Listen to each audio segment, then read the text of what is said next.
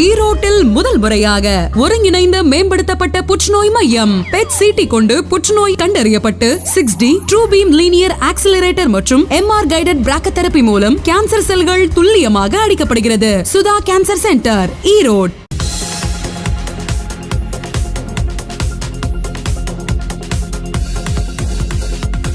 சபா news தமிழுக்காக சங்கீதா.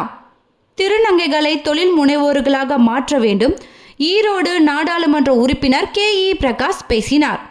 ஈரோடு மாவட்ட வளர்ச்சி ஒருங்கிணைப்பு மற்றும் கண்காணிப்பு குழு கூட்டம் ஈரோடு மாவட்ட ஆட்சியர் அலுவலகத்தில் இன்று நடைபெற்றது. கூட்டத்தில் கண்காணிப்பு குழு தலைவரும் ஈரோடு நாடாளுமன்ற உறுப்பினர் KE பிரகாஷ் தலைமை தாங்கி பேசினார். ஈரோடு மாவட்டத்தை அனைத்து துறைகளிலும் சிறந்த மாவட்டமாக மாற்ற அனைத்து அதிகாரிகளும் சிறப்பாக பணியாற்ற வேண்டும். அனைத்து திருநங்கைகளுக்கும் பட்டா வழங்கி அரசின் சார்பில் குடியிருப்புகள் கட்டி கொடுப்பதோடு அவர்களுக்கு குடியிருப்பு காலனி உருவாக்க வேண்டும். அவர்களது வாழ்வாதாரத்தை மேம்படுத்தும் வகையில் தொழில் முனைவோர்களாக மாற்றும் திட்டம் செயல்படுத்தும் வகையில் திருநங்கைகள் சுய உதவிக்குழு உருவாக்கி வங்கிக் கடன் வழங்க நடவடிக்கை எடுக்க வேண்டும். ஈரோட்டில் 2 இடங்களில் ரயில்வே மேம்பாலங்கள் கட்ட சம்பந்தப்பட்ட துறை அதிகாரிகளிடம் பேசி நடவடிக்கை எடுக்க வேண்டும். முன்னாள் முதலமைச்சர் கருணாநிதி அறிவித்த சாய தோல் தொழிற்சாலைகளின் கழிவு நீரை கடலில் கலக்கும் திட்டத்தை செயல்படுத்துவதற்கான நடவடிக்கை மேற்கொள்ள வேண்டும்.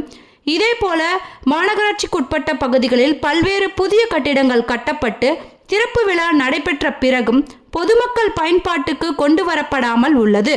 இந்த கட்டிடங்களை உடனடியாக மக்கள் பயன்பாட்டுக்கு கொண்டு வருவதற்கான நடவடிக்கையை மாநகராட்சி நிர்வாகம் எடுக்க வேண்டும் என்றார்.